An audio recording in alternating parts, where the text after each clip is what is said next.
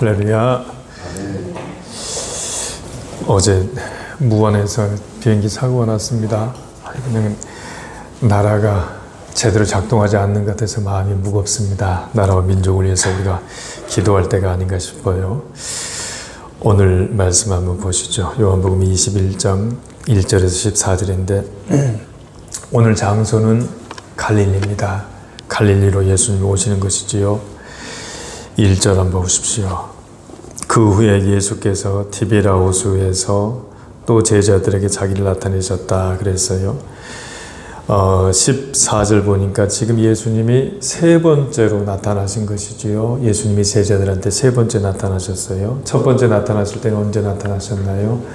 제자들이 유대인들을 무서워해서 모든 문을 닫고 있을 때 예수님이 나타나셔서 평강을 주시고 숨을 주시면서 성령을 주셨습니다. 그것이 첫 번째로 나타났던 것이고, 두 번째로 나타나셨을 때는 언제냐면 도마가 의심할 때 나타나셔서 옆구리를 보여주시고 손 보여주시면서 만져봐라 라고 얘기하셨고, 그때 예수님이 뭐라고 말씀하셨냐면 보지 않고 믿는 믿음이 크다, 보지 않고 믿어라, 그렇게 얘기하셨어요. 그러니까 제자들은 지금 부활하신 예수님을 두 번을 본 겁니다. 그리고 이번에는 세 번째로 나타나신 거예요. 근데 세 번째 나타나신 곳이 어디냐면 갈릴리 호수입니다. 디베랴 호수라고 했는데 갈릴리 호수입니다.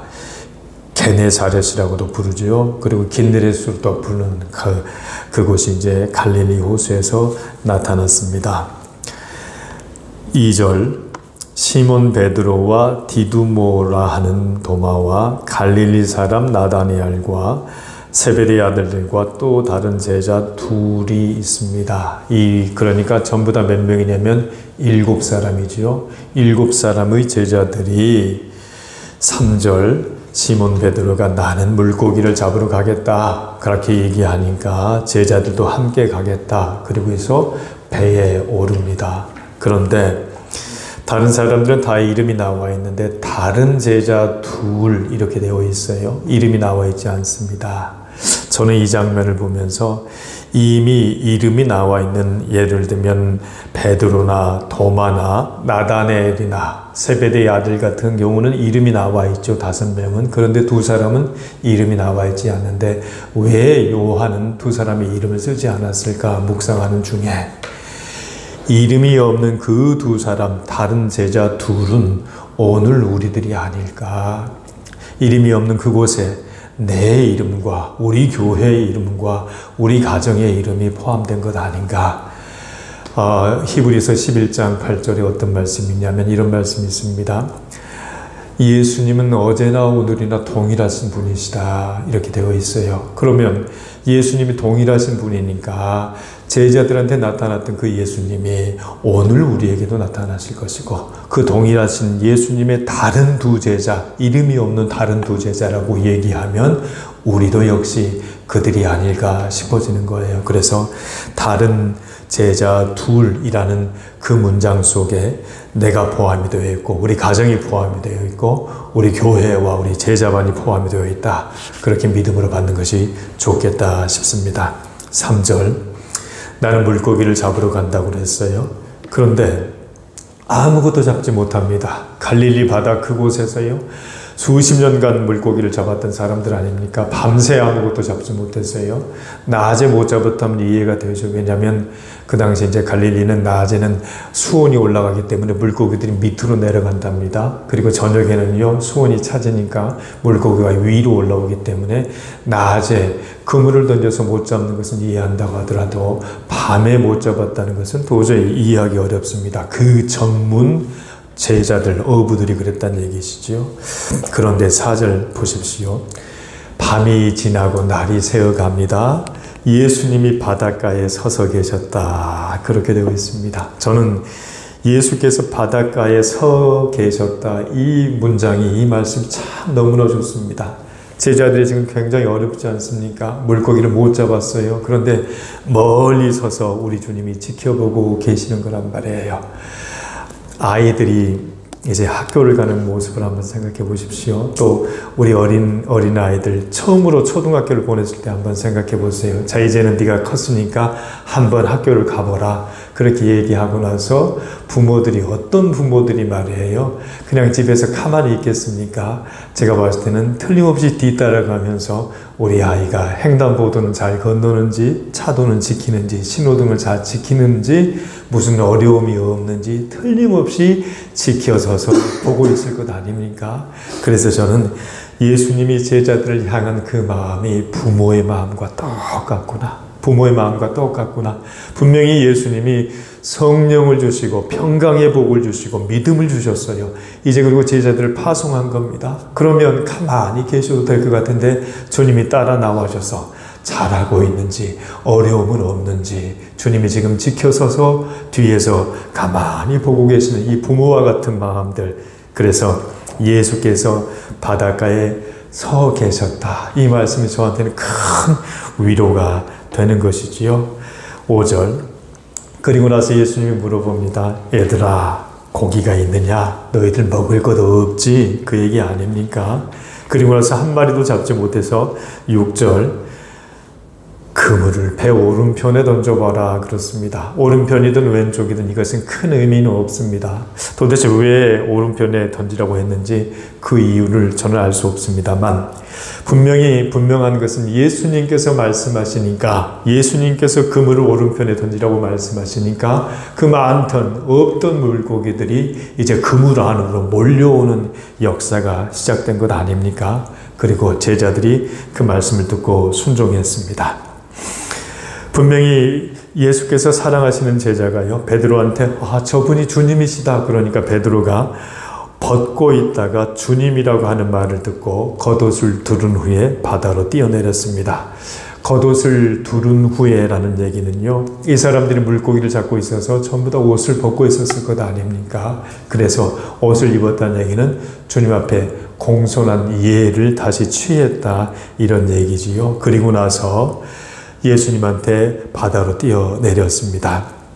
9절, 6절, 이제 6절에서 이제 오른쪽으로 다 던지라고 하니까 아주 물고기를 많이 잡았습니다. 물고기를 잡았는데 그 물고기 숫자가 봤더니 11절 153마리였다. 많이 잡았다는 얘기입니다. 예, 많이 잡았다는 얘기인데 그리스에서 1부터 17까지의 숫자를 다 헤아려서 더한 것이 153마리라고 그렇게 얘기하네요. 자, 우리가 많이 잡았습니다. 많이 잡았는데 그물이 찢어지지 않았습니다. 이 9절 보십시오. 9절에 예수님이 계신 그곳이 육지인데요. 육지에 올라와서 보니 숯불이 있었다고 그랬습니다. 숯불. 여러분, 이 숯불이 가지고 있는 의미가 굉장합니다. 왜냐하면요, 숯불을 만들려면 시간이 많이 걸리지 않겠습니까? 예수님이 그러니까 우리 제자들을 위해서 밤새 아무것도 잡지 못했던 제자들한테 그물을 오른편에 던지라고 얘기하고 그 그물이 찢어지지 않을 만큼이나 많이 잡는 그 동안에 예수님이 다른 데 가지 아니하시고 불을 피우시고 숯불을 피웠다.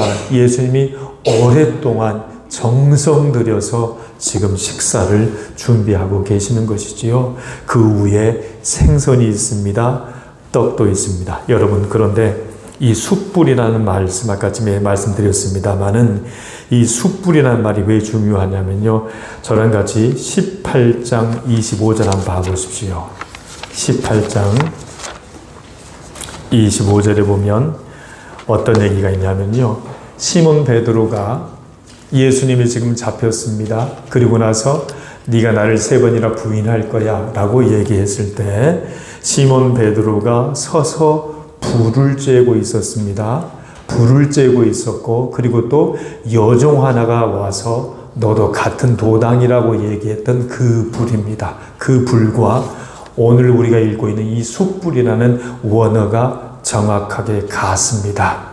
그러면 숯불을 피웠다는 얘기는요, 예수님이 제자들한테 오랫동안 정성을 들여서 식사를 제공했다. 배고픔을 해결해 주셨다. 그리고 우리의 부족한 것을 공급해 주셨다. 정성껏 공급해 주신다. 라는 의미가 있고, 두 번째, 숯불을 볼 때마다, 불을 볼 때마다 베드로의 마음속에는요, 내가 예수님을 배반했고 그때 내가 왜 그랬을까 하는 그런 후회와 죄책감과 미안함과 송구스러움이 가득한 것이지요. 그런데 그 배반의 숯불이 이제는 주님이 어떻게 하십니까? 회복하시고 곧 있으면 베드로한테 뭐라고 물어봅니까? 내 양을 먹여라, 내 양을 쳐라, 내 양을 먹여라, 네가 나를 사랑하느냐? 라고 얘기하면서 후회하고 죄책감에 빠져있던 베드로의 그 숯불을 이제는 예수님이 제자로서 받아주는 회복의 숯불이 되기 때문에 우리는 이 숯불을 보면서 두 가지를 생각해야 된다. 예수께서 공급해 주신다. 또한 예수께서 우리 마음에 있는 그 죄책감과 무거운 모든 죄의식을 해결해 주신다. 그런 두 가지 의미가 있더라 이것이죠.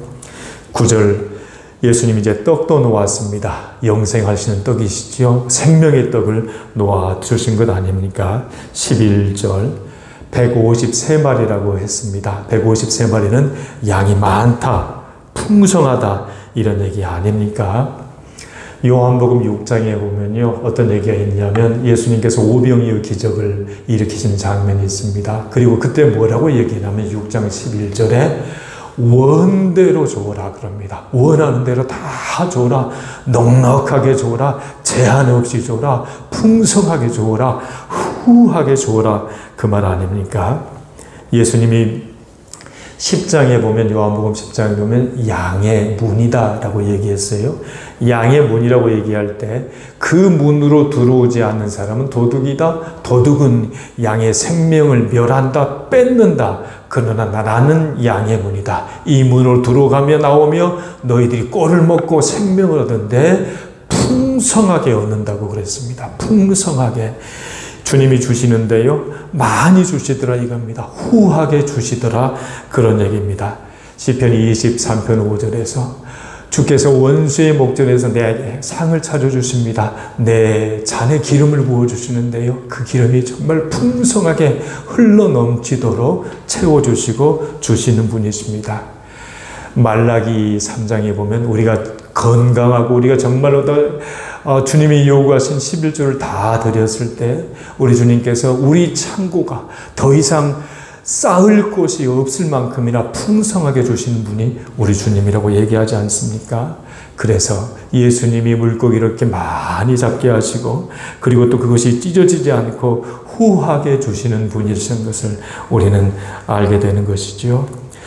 오늘 말씀은 예수님께서 제자들이 그렇게 애썼지만 안 되는 것, 참 사람의 힘과 우리의 계획과 우리의 능력으로는 안 되는 경우들이 너무나 많습니다. 그때 주님께서 나타나셔서 우리의 연약함과 공고함과 궁핍하심과 우리에게 결여된 것을 아시고 명령하셨을 때 그것을 지켰던 제자들은 물고기가 153마리 엄청나게 많이 풍성하게 후하게 주신 우리 주님을 만날 수가 있었습니다. 또한 베드로는 멀리서 그 불이나 숯불을 볼 때마다 자기의 죄책감과 후회, 주님에 대한 미안함으로다가 그냥 무너지고 싶었습니다. 그리고 쥐구멍이라도 있으면 숨고 싶어했던 그 베드로의 그 마음, 그 죄송한 마음, 그 괴로운 마음을 주님께서 만져주시기 위해서 똑같은 상황을 베풀어 주시고 그리고 나서 이제 베드로에게 사랑하느냐 묻는 그런 장면이 나옵니다. 오늘 말씀하십니다. 주님의 상은 언제나 풍성하십니다. 주님이 우리에게 상을 차려주시기 위해서 여전히 정성껏 준비하시고 그리고 주님이 차려주신 상은 우리에게 너무너무나 후하고 원함이 없고 또한 정말 풍성하고 가득하다고 주님은 말씀하십니다. 오늘 이 말씀을 들으면서 오늘 갈릴리에 예수님이 찾아오셨습니다. 제자들은 여전히 예수님이 예루살렘에 계실 거라고 생각했는데 갈릴리 자기 삶의 현장으로 찾아오시더라 이겁니다. 그리고 서서 지켜보고 계십니다. 예수님이 오늘 내가 일하는 곳, 내 집, 내 가정, 내가 걷고 있는 곳, 내가 아파서 누워있는 병실에도 찾아오실 것이고 가난한 나의 마음에도 찾아오실 것이고 절망스러운 우리 현실에도 찾아오실 것입니다. 그리고 예수님이 서서 지켜보신다고 했습니다. 오늘 이렇게 지켜보시는 예수님과 함께 동행하며 승리하는 저와 여러분이 되시기를 주의 이름으로 권면합니다. 하나님 감사합니다. 이제 요한복음이 끝나고 사도행전으로 넘어가기 전에 우리 주님께서 다시 제자들에게 나타나 주시고 제자들의 그 곤고함과 그 궁핍과 결여를 아시고 우리 주님께서 물고기를 잡아서 풍성하게 누리고 그 물고기로 하나님이여 식탁을 차려주시고 하나님 정성스럽게 하나님의 숯불을 피워서 떡과 생명의 떡과 물고기를 구워서 당신이 손수 대접하여 주시는 예수님의 사랑을 느끼게 하여 주시니 주여 감사합니다. 하나님 밤새 수고하였지만 아무것도 받지 못한 하나님이여 제자들을 멀리서 지켜보고 계셨던 우리 주님 하나님, 애쓰고 노력하고 기도하고 힘쓰지만 그러나 하나님 아직 소망의 항구에 닻을 내리지 못한 우리들을 주여 부모된 심정으로 멀리서 하나님의 지켜봐 주시는 그 예수님의 시선과 예수님의 존재감을 주여 우리가 느낄 수 있도록 인도하여 주옵소서. 하나님 나라와 민족이 하나님이여 힘들고 외롭고 하나님의 절망스럽고 사망의 하나님의 그늘에 하나님이 앉아있는 것 같은 이 현실 속에서 우리는 주님을 의지하지 아니할 수가 없고 주님의 도우심을 구하지 아니할 수 없고 주님의 손길이 아니고서는 하나님이 이 나라가 제대로 작동할 수 없음을 고백하지 아니할 수 없사오니 주여 이 나라를 주여 하나님의 제대로 작동시켜 주시옵시고 이 나라 민족들이 생명의 떡이요 양의 목자가 되시고 우리의 하나님의 길과 진리가 되시는 예수님을 맞이할 수 있도록 하나님 인도하시고 역사하여 주옵시며 아픔에 하나님의 처해 있는 하나님이여 그 고울에 주님께서 찾아오셔서 위로로 하나님 함께하여 주시옵소서. 하나님 우리에게 하나님 넉넉하게 공급하여 주실 것이고 우리의 모든 죄를 십자가의 보혈의 피로 하나님이여 해결하여 주실 것이며 배고픈 자에게 떡과 생선을 주셨던 것처럼 아픈 자에게 하나님이여 자유함을 주시옵시고 눈먼 자에게 다시 보게 함을 허락하여 주옵시며 길을 잃은 자들에게 하나님의 길을 찾아 주옵시고 내 모든 소망이 되어 주시옵소서. 하나님 특별히 하나님이여 아버지 베드로의 심정에서 그 숯불을 바라봅니다. 아버지 하나님 나의 모든 죄를 주님께서 고쳐주시기 위하여 나의 모든 죄를 없애주시기 위하여 우리 주님께서 만드신 그 놀라운 하나님의 보혈의 숯불을 내가 가슴에 담을 수 있도록 하나님 오늘도 주여 인도하시고 역사하여 주시옵소서. 감사하고 예수님의 이름으로 기도합니다. 아멘.